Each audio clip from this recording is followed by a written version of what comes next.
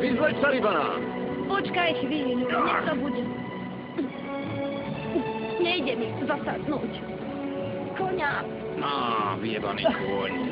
A tá titla bol lepší. No, veru. Čo ti jebe, seňorita, najprv ťa pojebem tu a potom až vo vode. Tak? Nechaj toho koňa, ja mám väčší kokot a aj lepší. Si istý? Si naozaj hluchá? Jebnem ti tým obuškom, ty krava sprosta, poď sem! Nejdem. Hovorím ti, poď sem, lebo ťa Nie. odskalpujem, ty krava jebnutá. Chcel by som vidieť ten Môj prstník? tvoj vyjebaný kmeň, odkiaľ pochádzaš. Musia to byť pekný kokoti. Nemyslíš?